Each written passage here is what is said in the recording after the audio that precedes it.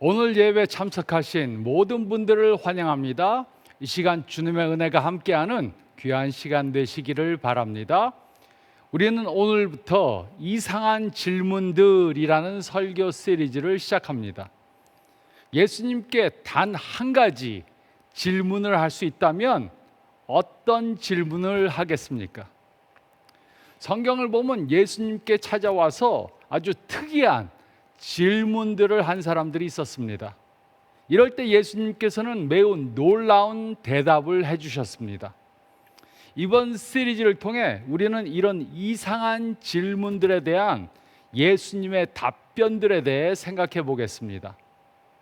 우리는 사람들이 예수님께 나와 한 이상한 질문들에 대해 생각해 보면서 예수님께서 하신 대답에 어떤 깊은 진리가 들어있는지 생각해 보겠습니다. 오늘은 어디 계십니까? 라는 질문에 대해 생각해 보겠습니다.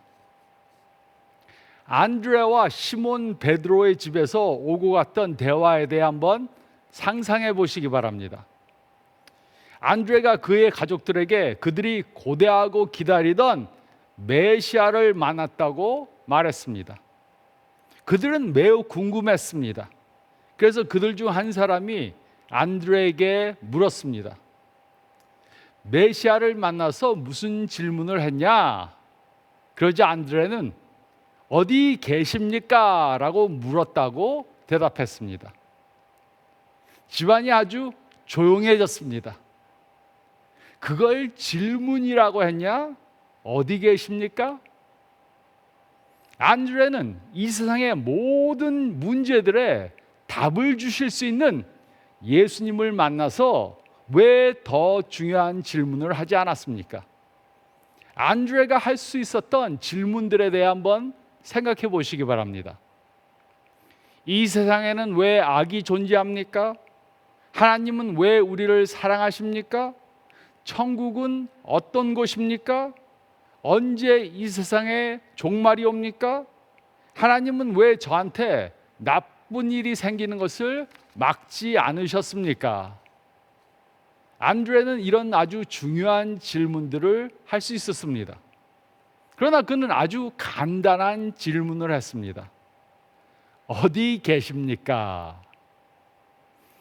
우리가 잘 생각해 보면 안드레가 예수님께 이 질문을 했던 아주 중요한 이유가 있었습니다.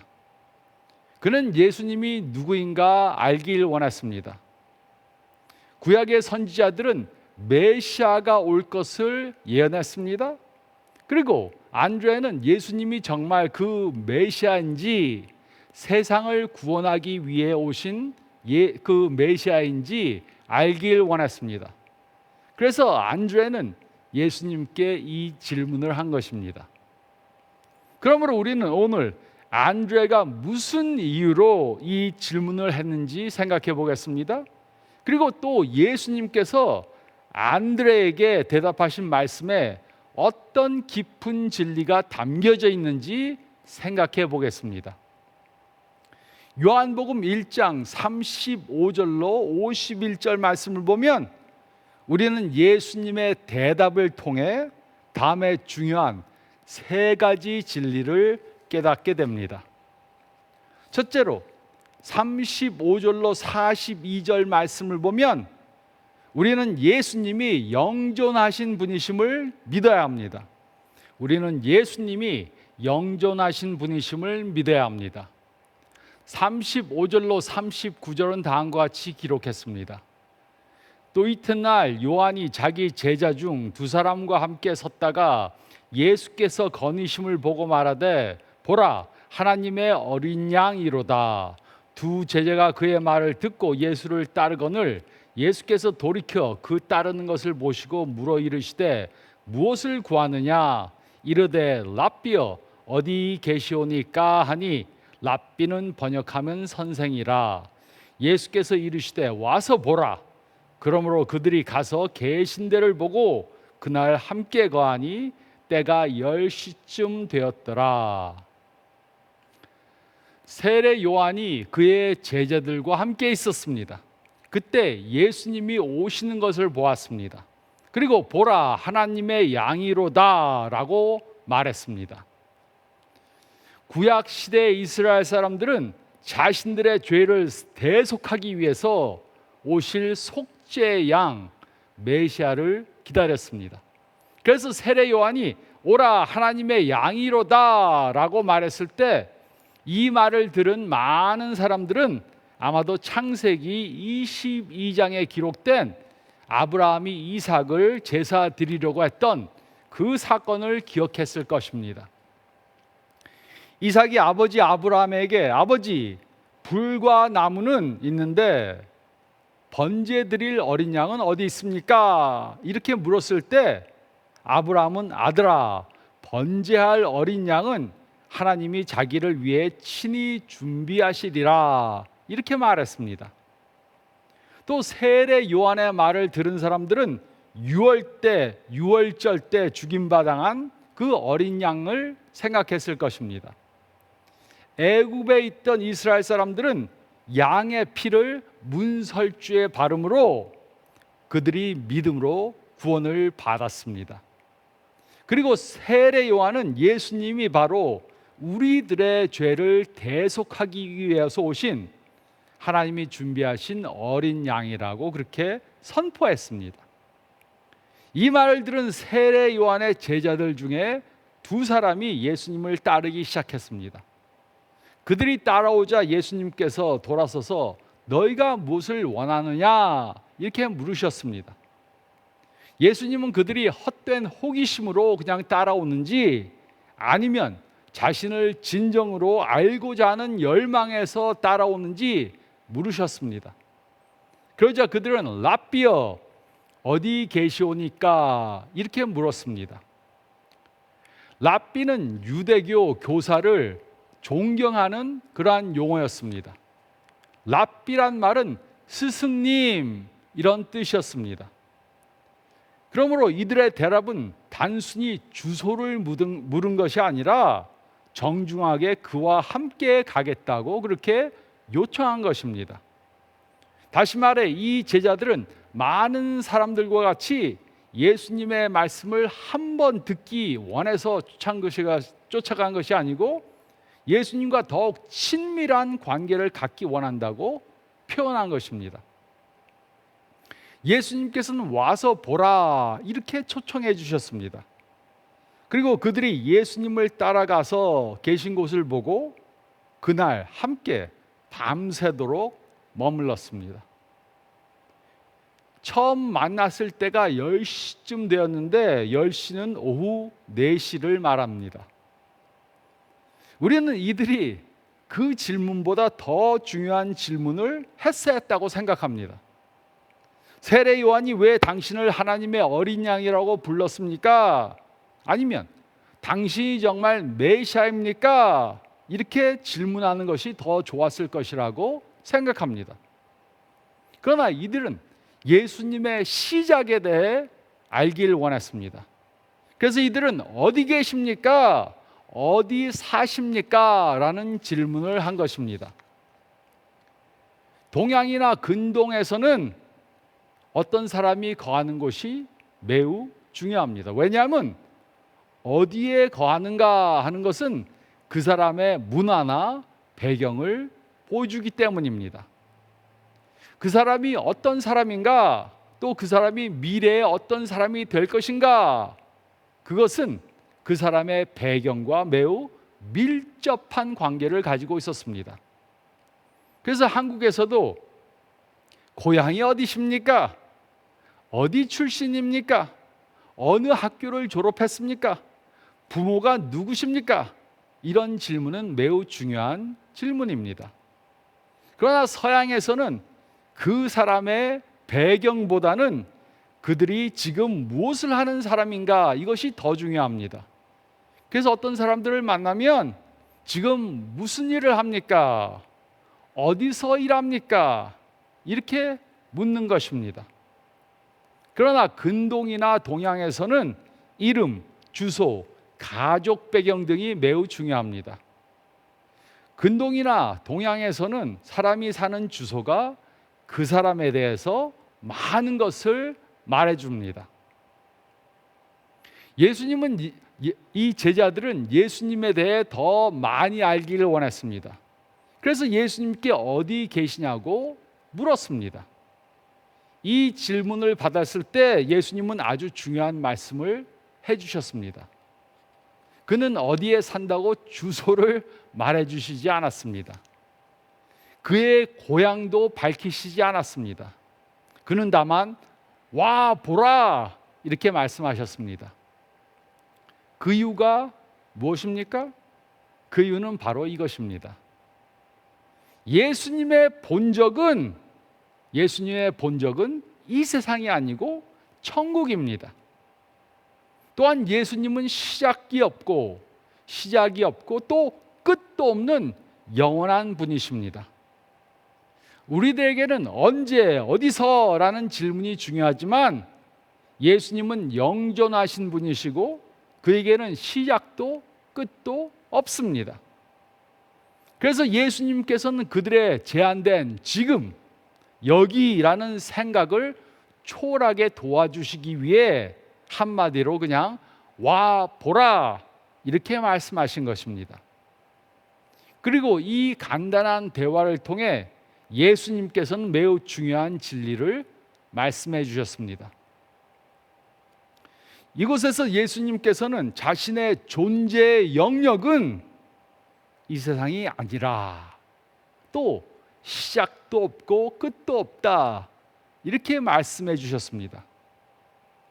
시간과 공간을 초월하시는 예수님에게 어디라는 질문은 그에게 언제라고 묻는 것과 같습니다. 시간과 공간 안에 사는 우리들에게는 이런 질문들이 매우 중요합니다. 그 이유는 우리들은 존재하지 않았던 때가 있었기 때문입니다. 그러나 무한하신 하나님에게는 이런 제한이 없고 하나님은 영원하신 분이십니다. 그래서 이런 대답은 예수님 외에 이 세상에 어떤 다른 사람도 줄 수 없었던 것입니다. 모하메드, 부처, 문선명 아니면 이 세상의 그 어떤 다른 사람도 이렇게 말할 수 있는 사람은 없습니다. 예수님은 시작이 없으신 분이기 때문에 이 세상에 오실 때도 동정녀를 통해 나오셨습니다. 오래전 미국의 유명한 톡쇼 호스트인 레리 킹은 이렇게 말했습니다. 자신이 누구하고든지 인터뷰할 수 있다면 그는 예수님과 인터뷰하고 싶고 그에게는 단 한 가지 질문을 하겠다고 말했습니다. 그 질문은 정말 동정녀를 통해 탄생하셨습니까? 라는 질문입니다. 그 이유는 이 질문에 대한 대답이 모든 답의 해답이 되기 때문입니다. 레리 킹이 맞습니다. 만약 예수님께서 동정녀를 통해 나셨다면 이것은 예수님에게는 시작이 없다는 것을 말해주며 그는 영원한 존재인 것을 증명해 줍니다. 그래서 안드레와의 대화를 통해 예수님께서는 자신이 영원하신 분이시며 시작이 없으신 분이라는 것을 말씀해 주셨습니다. 그리고 그들은 가서 계신 데를 보고 그날 예수님과 대화하면서 함께 거했습니다. 40절로 42절은 다음과 같이 기록했습니다. 요한의 말을 듣고 예수를 따르는 두 사람 중에 하나는 시몬 베드로의 형제 안드레라. 그가 먼저 자기의 형제 시몬을 찾아 말하되 우리가 메시아를 만났다 하고, 메시아는 번역하면 그리스도라. 데리고 예수께로 오니 예수께서 보시고 이르시되 내가 요한의 아들 시몬이니 장차 게바라 하리라 하시니라. 게바는 번역하면 베드로라. 그날 세례 요한의 말을 듣고 예수님을 따르던 두 사람 중에 하나는 시몬 베드로의 형제 안드레였습니다. 그리고 다른 사람의 신호는 정확히 모릅니다. 그는 예수님을 만나고 그가 메시아이심을 믿었습니다. 그래서 그는 자기의 형제 시몬 베드로를 찾아 우리가 메시아를 만났다 이렇게 말해 주었습니다. 그리고 그를 예수님께 데리고 갔습니다. 예수님께서는 베드로를 보시고 내가 요한의 아들 시몬이니 장차 게바라 하리라 이렇게 말씀하셨습니다. 게바는 번역하면 베드로입니다. 즉 두 이름은 같은 것입니다. 즉 예수님께서는 시몬에게 베드로라는 새 이름을 주셨습니다. 베드로는 돌이라는 뜻입니다. 예수님께서는 시몬을 지금은 있는 그대로 받아들이셨지만 그가 장차 베드로처럼 하나님께 사용받는 돌이 될 것을 약속해 주신 것입니다. 그리고 베드로도 예수님을 따르는 제자가 되었습니다. 이들은 예수님을 만나고 그가 영원하신 하나님이시라는 것을 믿었습니다. 이것이 우리가 해야 하는 것입니다. 예수님은 시간이나 공간에 매이지 않는 하나님이십니다. 예수님은 시작과 끝이 없으신 분입니다. 우리는 예수님이 영존하신 분이심을 믿어야 합니다. 우리는 예수님이 영존하신 분이심을 믿어야 합니다. 그리고 둘째로 43절로 49절 말씀을 보면 우리는 예수님이 전지하신 분이심을 믿어야 합니다. 우리는 예수님이 전지하신 분이심을 믿어야 합니다. 43절로 49절은 다음과 같이 기록했습니다. 이튿날 예수께서 갈릴리로 나가려 하시다가 빌립을 만나 이르시되 나를 따르라 하시니 빌립은 안드레와 베드로와 한 동네 벳세다 사람이라. 빌립이 나다나엘을 찾아 이르되 모세가 율법에 기록하였고 여러 선지자가 기록한 그 일을 우리가 만났으니 요셉의 아들 나사렛 예수니라. 나다나엘이 이르되 나사렛에서 무슨 선한 것이 날 수 있느냐? 빌립이 이르되 와서 보라 하니라. 예수께서 나다나엘이 자기에게 오는 것을 보시고 그를 가리켜 이르시되 보라 이는 참으로 이스라엘 사람이라. 그 속에 간사한 것이 없도다. 나다나엘이 이르되 어떻게 나를 아시나이까? 예수께서 대답하여 이르시되 빌립이 너를 부르기 전에 내가 무화과 나무 아래에 있을 때 보았노라.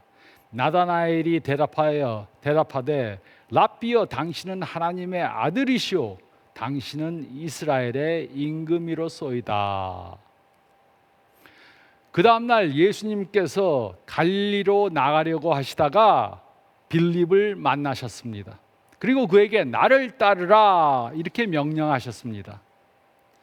첫 번째 제자들은 다른 사람들을 통해 예수님을 소개받고 그를 따랐지만 예수님은 빌립을 주도적으로 부르셨습니다.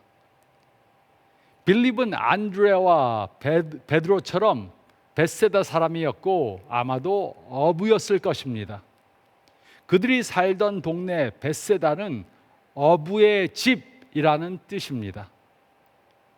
그 후 빌립은 나다나엘을 만났고 그에게 예수님에 대해 증언했습니다. 나다나엘이 누구인가는 확실하지 않습니다.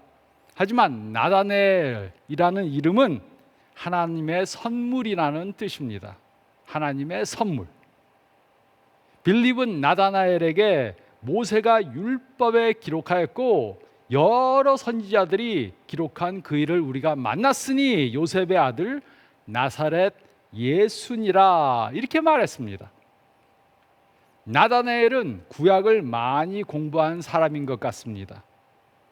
빌립은 율법서와 선지자의 예언을 통해 요셉의 아들 나사렛 예수가 메시아라고 그에게 말했습니다.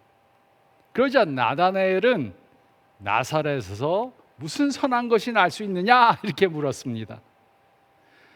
나다나엘의 반응을 보면 나사렛이 갈릴리에서 별로 평판이 좋지 않던 마을인 것을 알 수 있습니다. 벳세다 출신인 나다나엘은 나사렛이 자기 마을보다 더 가난한 마을이었기 때문에 나사렛 사람들을 별로 그렇게 중요하게 생각하지 않았고 좀 무시했습니다. 그러자 빌립은 그에게 와서 보라 이렇게 말했습니다. 나다나엘은 하나님께 헌신된 삶을 살던 사람이었습니다. 그래서 그는 빌립의 말을 듣고 예수님을 만나러 왔습니다. 그가 예수님 앞에 왔을 때 예수님께서는 보라, 이는 참 이스라엘 사람이라, 그 속에 간사한 것이 없도다 이렇게 말씀하셨습니다. 그러자 나다나엘은 예수님께 저를 처음 보셨는데 어떻게 저에 대해 아십니까? 이렇게 물었습니다. 그러자 예수님께서는 빌립이 너를 부르기 전에 내가 무화과 나무 아래 있을 때 보았노라 이렇게 말씀하셨습니다. 이것이 나다나엘에게 무슨 의미가 있습니까?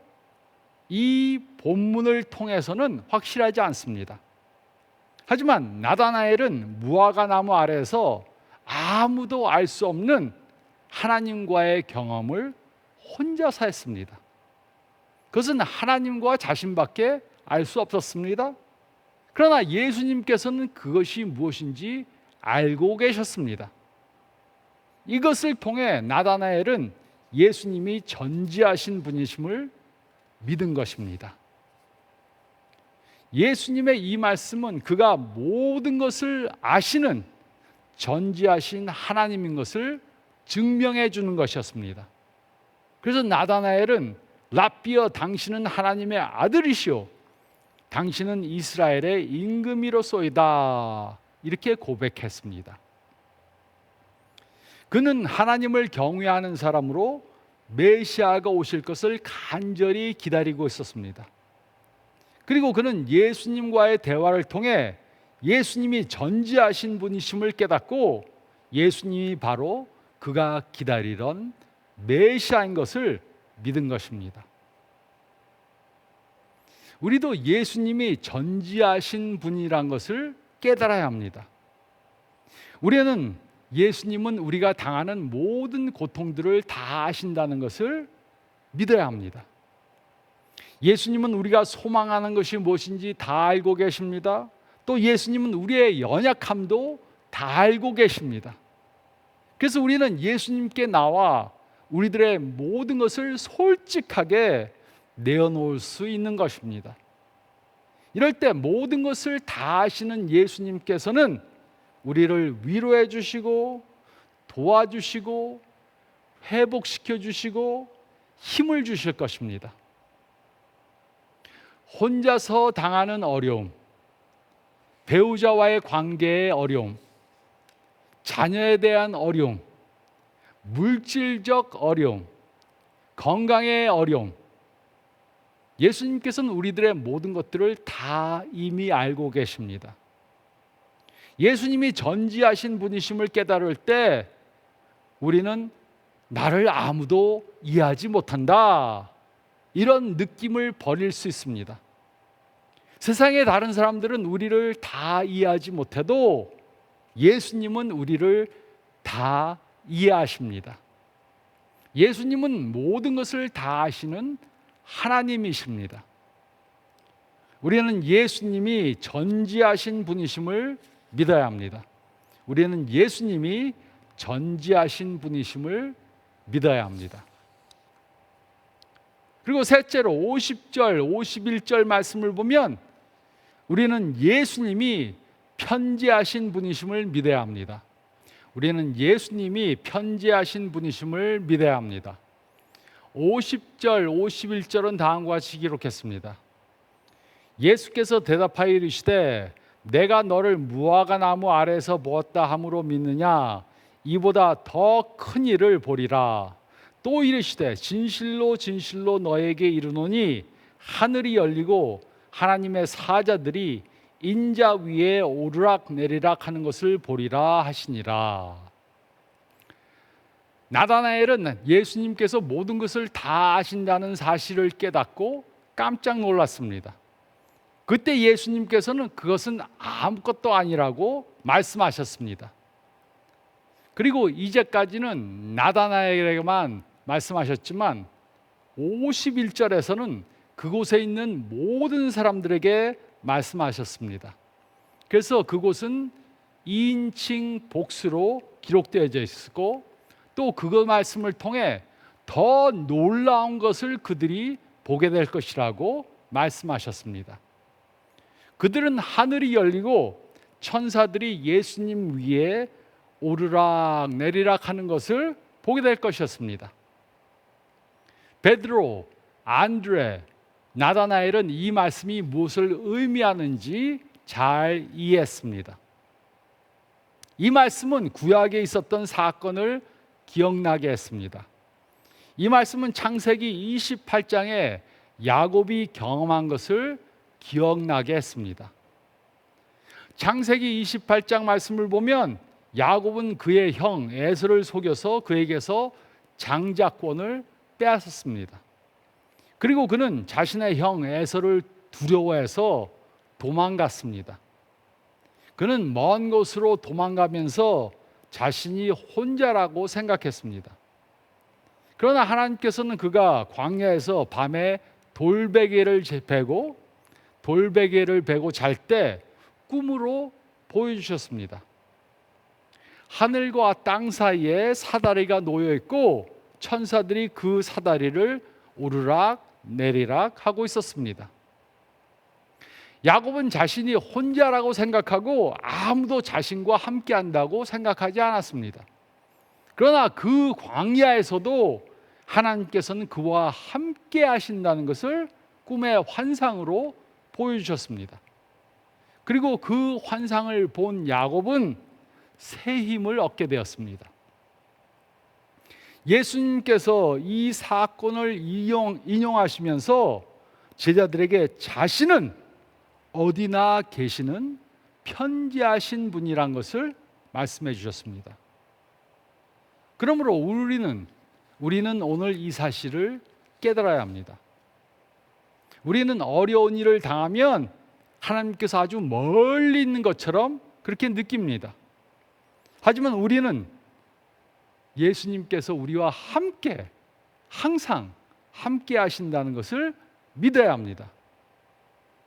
광야와 같은 이 세상에서 외롭게 느낄 때가 있습니다. 우리는 광야에서 돌베개를 베고서 자는 것 같이 느낄 수 있습니다. 그리고 하나님이 매우 멀리 계시다 이렇게 느낄 때가 있습니다. 아무리 가족들이 있고 친구들이 주위에 있어도 외롭게 느낄 수 있습니다. 이럴 때 우리는 예수님이 우리와 함께 하신다는 것을 믿어야 합니다. 아무리 하나님이 우리와 멀리 계신 것 같이 느낄 때라도 그는 우리와 함께 하십니다. 언제 어디서라도 하나님은 우리와 함께 계시고 우리는 절대 혼자가 아닙니다. 제가 교회를 건성으로 다닐 때 친구들과 놀다가 새벽에 집에 돌아오고는 했습니다. 밤에 여러 명의 친구들과 밤새 재미있게 놀았습니다. 그리고 새벽에 들어와서 자려고 누웠습니다. 해가 서서히 떨어오는데 해가 떠오는 그러한 시간이었는데 저는 매우 외롭게 느꼈습니다. 이해가 되지 않았습니다. 여러 명의 친구들과 밤새 열심히 놀다가 집에 들어왔는데 왜 외롭게 느낍니까? 그것이 한 달, 두 달, 몇 달이 그렇게 됐습니다. 그러다가 나에게 예수님이 필요하다는 사실을 깨닫고 예수님께 저를 헌신하기로 그렇게 작정했습니다. 그 후로는 제가 혼자가 아니라는 사실을 믿고 살게 되었습니다. 그래서 그 후로는 외롭다고 느끼질 않습니다. 이 세상의 그 누구도 우리가 가지고 있는 존재론적 외로움을 해결해 줄 수 없습니다. 우리가 예수님을 통해 하나님과 관계를 가질 때만 이런 외로움의 문제는 해결받을 수 있습니다. 예수님은 편지하신 하나님이십니다. 예수님은 언제 어디서나 우리와 함께 하십니다. 우리는 예수님이 편지하신 분이심을 믿어야 합니다. 우리는 예수님이 편지하신 분이심을 믿어야 합니다. 제자들의 어디 계십니까? 라는 이 질문을 통해 예수님은 놀라운 진리의 말씀을 가르쳐 주셨습니다. 예수님은 그들이 평상시에 보던 관점에서 벗어나서 예수님을 보고 믿게 도우셨습니다. 이 말씀을 통해 예수님은 자신이 이 세상에 어떤 사람과도 비교될 수 없는 그런 분이심을 말씀해 주셨습니다. 그래서 이들은 예수님이 하나님이심을 믿고 자신들의 생명을 예수님께 바치는 그러한 사람들이 되었습니다. 우리는 예수님이 영존하신 분이심을 믿어야 합니다. 우리는 예수님이 전지하신 분이심을 믿어야 합니다. 우리는 예수님이 편지하신 분이심을 믿어야 합니다. 우리는 예수님이 하나님이심을 믿어야 합니다. 예수님은 어디 계십니까? 그에게 와서 직접 보시기 바랍니다. 그러면 정말 사는 것이 무엇인가 알 수 있게 될 것입니다. 이렇게 예수님이 영원하시고 전지하시며 편지하신 하나님이심을 믿고 참으로 가치 있는 삶을 사는 저와 여러분들이 되시기를 예수님의 이름으로 축원드립니다. 저희 다 같이 기도드리겠습니다. 잠깐 머리를 숙이시고 오늘 말씀 다시 한번 생각해 보시기 바랍니다. 나는 정말 예수님이 영존하신 분이심을 믿는가? 그저 2000년 전에 사시다가 죽고 없어진 그런 분이 아니고 지금도 살아 우리 가운데 역사하시는 분이심을 믿는가? 또 우리는 예수님이 전지하신 분이심을 믿는가? 우리들의 모든 것을 다 아신다는 것을 우리가 믿는가? 많은 경우 우리는 예수님이 전지하신 분이라는 것을 믿으면서도 예수님 앞에서 솔직하지 못할 수 있습니다. 우리의 죄를 감추려고 할 수 있습니다. 예수님 앞에서 척할 수 있습니다. 하지만 예수님께서는 우리의 모든 것을 다 아십니다. 또 우리는 예수님이 편지하신 분이심을 믿습니까? 그러면 예수님께서 지금 우리와 함께 하신다는 것을 믿어야 합니다. 그리고 항상 예수님과 동행하는 삶을 살아야 합니다. 이번 한 주간 살면서 예수님은 지금도 계신 분이고 우리의 모든 것을 아시는 분이고 지금 나와 함께 하신다는 것을 믿고 한 주간 예수님과 동행하는 삶을 살기 위해 기도하면서 그렇게 사시기 바랍니다. 제가 기도하겠습니다. 주님 감사합나이다. 이 말씀을 통해 예수님이 어떤 분이신가 저희가 다시 한번 깨닫도록 도와주심을 감사합니다. 예수님은 오늘도 계시고 우리의 모든 것을 다 아시고 우리와 항상 함께 하신 분이심을 믿습니다. 이 진리를 믿는 사람들로 한 주간 살 수 있도록 도와주시고 이 믿음을 우리 삶에 적용하면서 예수님과 동행하는 한 주간 살게 도와주시옵소서. 감사드리오며 이 모든 말씀 우리 주님 예수 그리스도의 이름 받들어 간절히 기도드리옵나이다. 아멘. 이렇게 한 주간 예수님과 동행하는 삶을 사시기 바랍니다. 건강하시기 바랍니다.